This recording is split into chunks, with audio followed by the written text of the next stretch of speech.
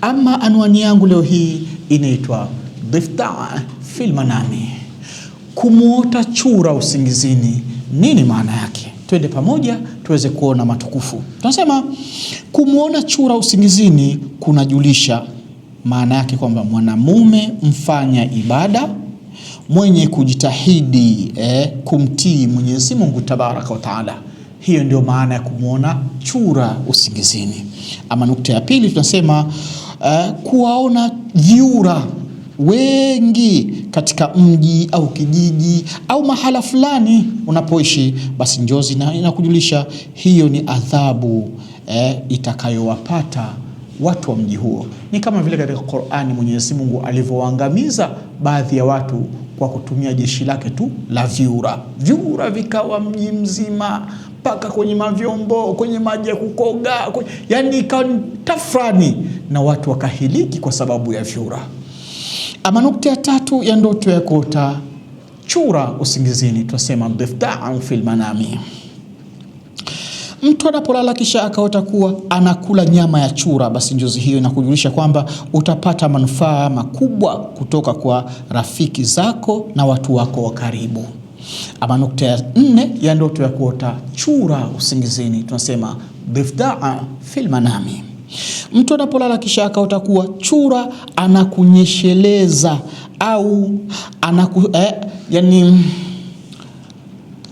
chura anakuongelesha au chura anakusemesha ukamwota hivyo, basi ndoto hiyo inakujulisha haya yafuatayo, kwamba utazima moto wa Namurude. Hiyo ni fasiri ya kwanza, yaani utazima moto au hasira au ghadhabu za kiongozi wako mkubwa. Namurude ni kiongozi mmoja alikuwa na mambo yake wakati huo wa zama zilizopita huko. Sasa tunaposema utazima moto wa Namurude, maana yake ni kwamba kiongozi wa sasa, edha raisi, waziri, makamu wa raisi, mbunge, sijui mkuu wa mkoa, mkuu wa wilaya, mkuu wa polisi na wengine, kila aliyokuwa ni kiongozi mwenye mamlaka anaweza kufanya kitu fulani fulani kwako kikakuletea shida, basi ukiota hivi maana yake unaenda kuzima, yani kile kitu kinachokusumbua kinaenda kuzimwa. Kama ulikuwa na kesi, basi manake kesi yako imezimwa. Kama unatafuta sijui ufanywe madhila, basi maana yake ni kama kwamba unaambiwa hayo yamezimwa kwa utukufu wake muumba wa mbingu na ardhi, inshallah. Ama nukta ya 5 ya ndoto ya kuota chura usingizini, tunasema Dhiftaa fil Manami, kwamba mtu anapolala kisha akaota kuwa anatembea pamoja na chura, yani ukiwa unatembea mtaani na chura anarukaruka, mnafuatana huko mnapokwenda katika safari yako, basi au ukaota wewe unamiliki huyo chura, kama jinsi mnavyomiliki kuku, ndege na hivyo, na wewe unamiliki chura, basi njozi yako inakujulisha kwamba utaishi vizuri na majirani zako na watu wako wa karibu pia utaishi nao vizuri. Hiyo ndio maana ya kuona unasahibiana na chura. Lakini pia nukta ya 6 tunasema, lakini pia kumuota chura usingizini kunajulisha kuwa ni wachawi, watu wanaoroga, wadanganyifu, kwa kufanya maruweruwe ya kuroga macho ya watu, na watu wakaanza wakaona kitu kisichokuwa halisi. Kwa hiyo pia kumuota chura maana yake ni sawa kuambia unarogwa. Kumuota chura ni sawa sana kuambia kwamba unawangiwa. Kumuota chura maana yake ni sawa na kwamba kuna mchawi fulani anakunyemelea. Chukua tahadhari ili ubakie salama, inshallah.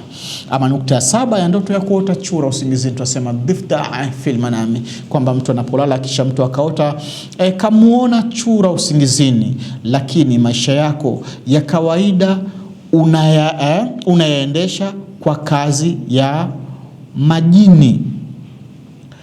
Narudia tena nukta hii ya 7, mtu anapolala kisha akaota kuwa kamuona au kamuota chura usingizini.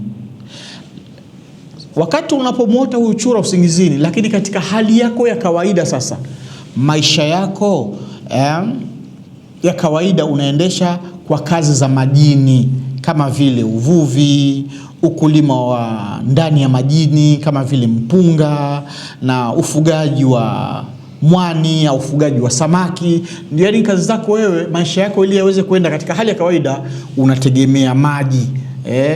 Ukalime mpunga kwenye mabwawa mule, yani ndio kipato kinaingia. Alafu sasa usiku ukalala ukamuota chura, hali ya kuwa shughuli zako ni kama hizo, basi ndio zinakujulisha hiyo ni dalili ya kupata kheri kubwa sana katika maisha yako na kazi yako hiyo. Ama nukta ya 8 ya ndoto ya kumuota chura usingizini, tunasema dhifdaa fil manami, kwamba mtu anapolala kisha akaota kuwa chura anahama amehama kwa kutoka katika mji au kijiji au sehemu fulani na kuelekea sehemu nyingine, basi njozi hiyo wanakujulisha kwamba adhabu imeondolewa au hukumu imeondolewa kwa dua na sala. Vyura walikuwa naishi nyumbani kwako wengi sana, ukila katika hali, lakini sasa ukaota kwamba wale vyura wote walikuwa wanakuletea shida katika hali yako ya kawaida wamehamishwa, wote wameondoka, wamesafiri. Maana yake ghadhabu zimeondoka, adhabu zimeondoka, hukumu imeondoka. Kwa hiyo kama ulikuwa na kesi mahakamani, maana yake unaambiwa kesi unaenda kushinda, wewe nenda zako, hata usina wasiwasi. Sijui umeitwa na polisi ukota hivi, wewe nenda, ni salama tu huko, hakuna shida. Yani Allah anaongea na wewe kwa vitendo katika hali za namna hiyo. Ama nukta yangu ya mwisho ya ndoto ya kuota chura usingizini, tunasema dhifdaa fil manami, kwamba mtu anapolala kisha akaota kuwa anamuinda chura, unamuinda chura, basi njozi hiyo inakujulisha kwamba hayo ni matatizo mazito unayojitafutia. Unamuota chura, sijui unamuinda kwa mshale, sijui na jembe, sijui na mkuki, hayo ni matatizo baba yangu unayojitafutia. Kwa hiyo biidhnillah tabaraka wa taala nikwambie, ndoto yako ni maisha yako, ndoto yako ni mali yako. Usikubali kuitupa ndoto yako, usikubali kuitelekeza ndoto yako ukaona si lolote si chochote, bali utakuwa umepoteza kitu kikubwa sana katika maisha yako, kwa kuwa Muumba wa mbingu na ardhi anaongea na wewe katika ndoto zako. Inshallah ni kuache kwa siku ya leo kwa kusema dumu fi riayatillahi wa amnih. Wassalamu alaikum wa rahmatullahi wa barakatuh.